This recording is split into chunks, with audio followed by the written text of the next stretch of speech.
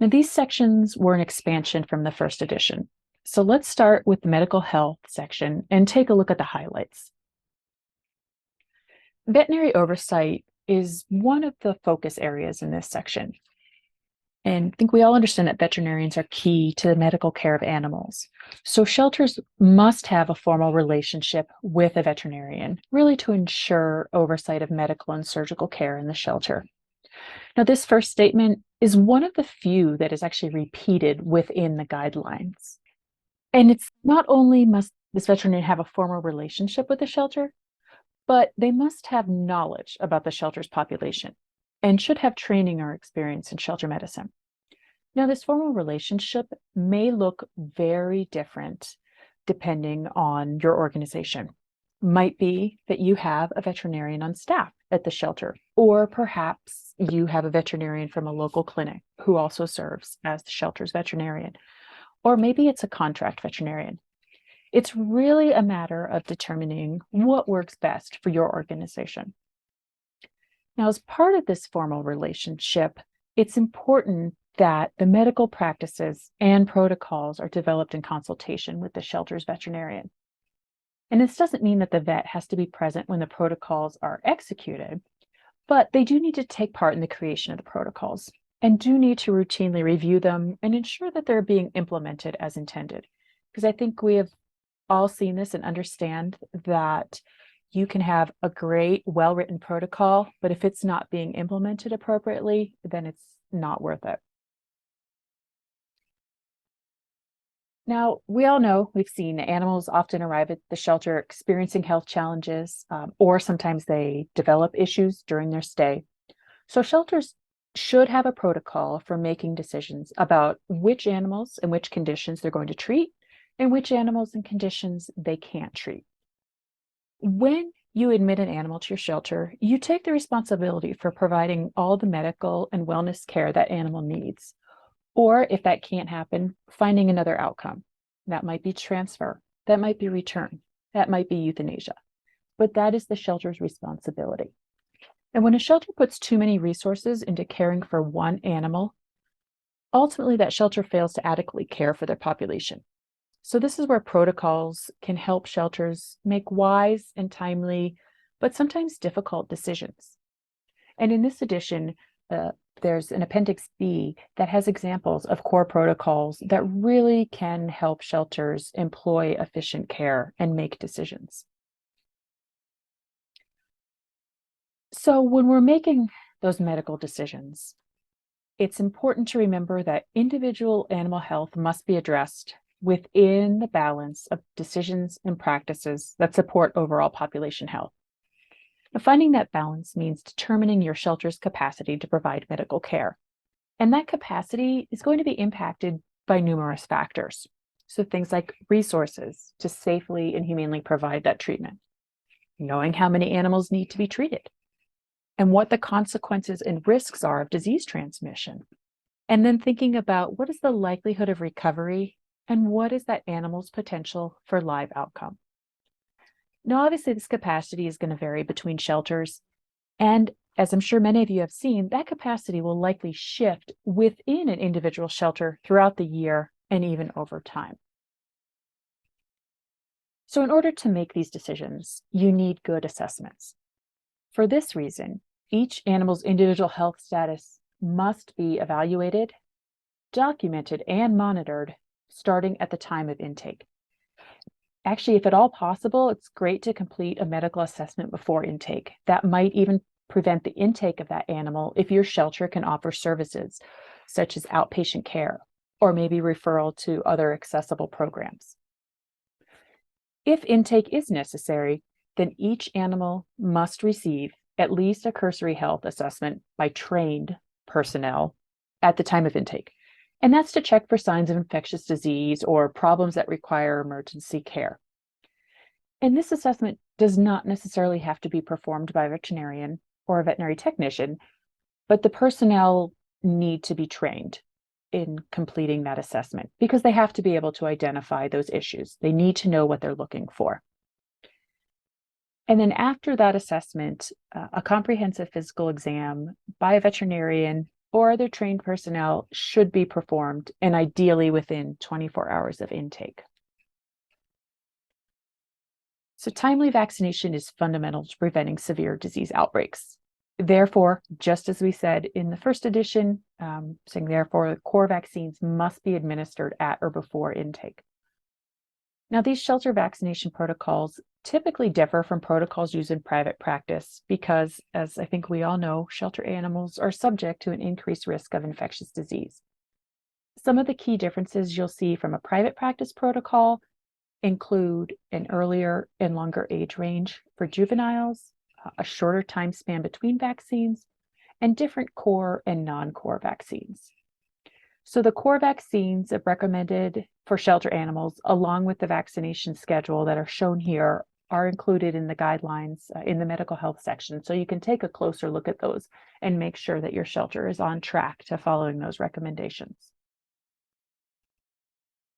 And as I mentioned earlier, it's important that monitoring begin at the time of intake, but then it needs to continue throughout an animal's time in the shelter.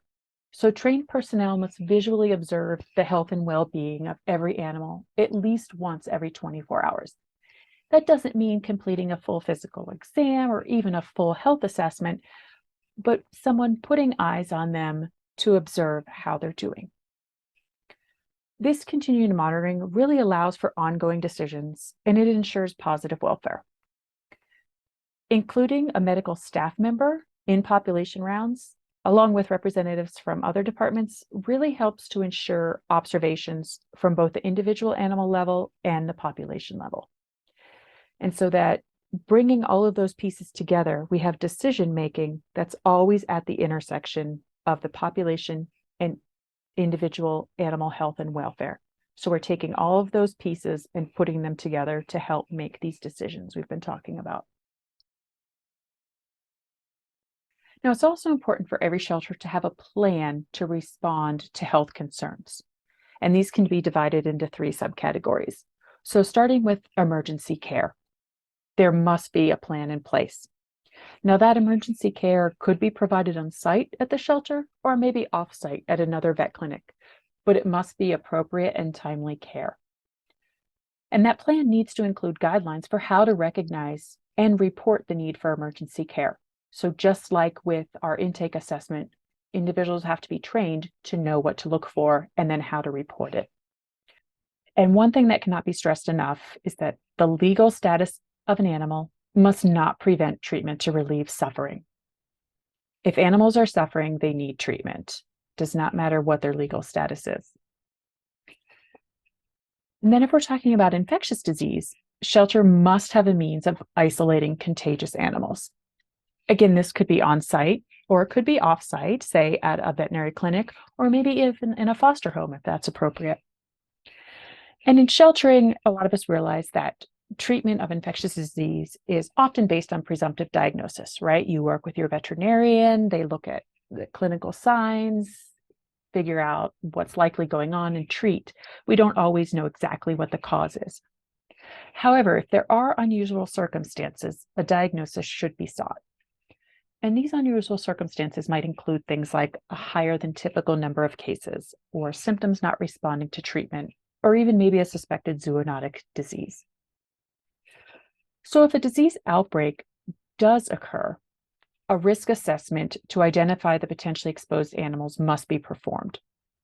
What this does is to allow for the physical separation that can be established between the sick, the exposed, the at-risk, and the unexposed animals. If an outbreak does occur, depopulation is not an appropriate initial response to these outbreaks.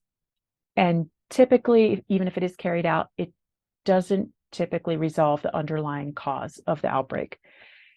It really is a technique of last resort for extraordinary circumstances. And if being considered, an experienced shelter medicine veterinarian must be consulted in these cases. So now we'll shift to the surgery side of the house.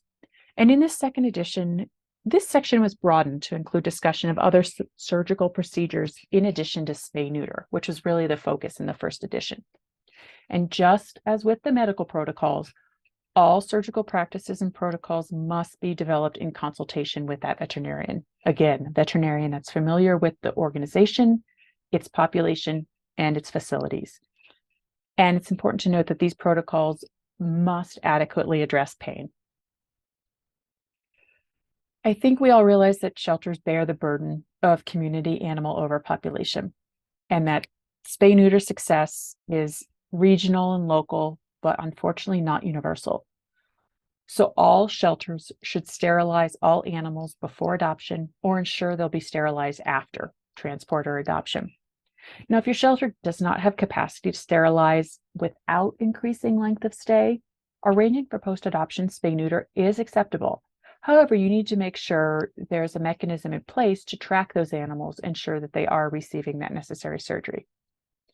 For those shelters who are performing their own sterilization surgeries, you need to follow the current ASV veterinary medical care guidelines for spay-neuter programs, also commonly referred to as the spay-neuter guidelines, and they're linked here on this slide. Please remember that spay-neuter can safely be performed in healthy animals as young as 6 weeks and as small as 1.5 to 2 pounds of body weight. And pregnant and in heat females can also safely be spayed. Now, some shelters are able to perform non-sterilization surgical procedures on site, and many of us often work with external partners to obtain the necessary care for our animals that need surgery. Regardless of where surgery is performed, shelters should only pursue treatment when appropriate pre- and post-surgical care can be provided.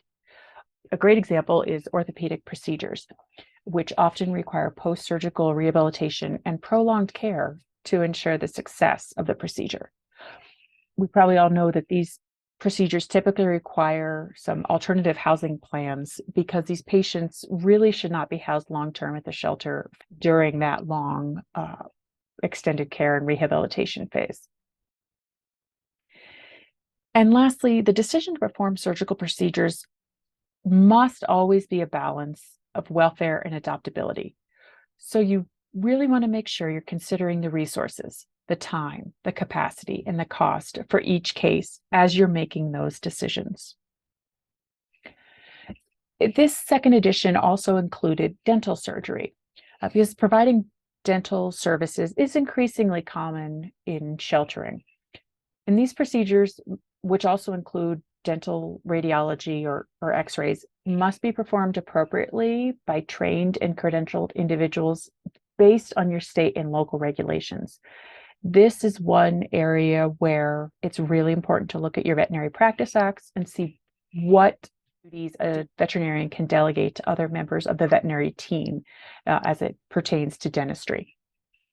Talking about non-anesthetic dental, probing, scaling, or polishing, that is considered unacceptable. Reason being, without sedation, significant dental concerns can be missed or inadequately addressed. And also the restraint that's required for these non-anesthetic procedures can really cause significant stress, both for the animal and the people involved.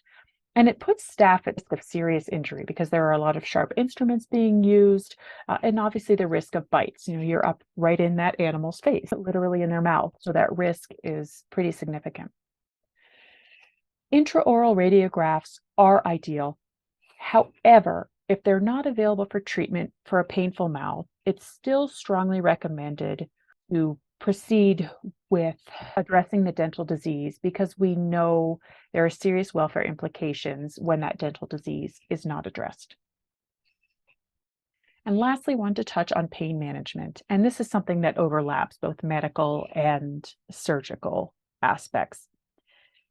Pain must be recognized and treated to alleviate suffering. True for all pain, whether it's surgery or injury. And recognizing it can be difficult in animals, but there are several published pain scales that can help assess pain in animals.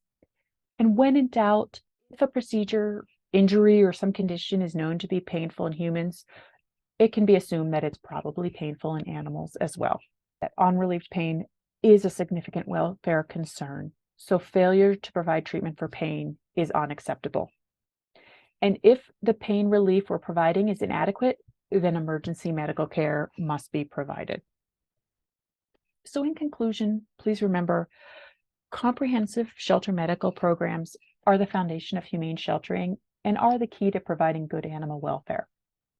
Shelter medical care begins at or even before intake, and the decision-making is always at the intersection of population and individual animal health and welfare. So if you haven't done so already, please download your own copy of the guidelines where you will find more in-depth explanation of the topics covered today. And you can also bring your questions to the Q&A. Thank you.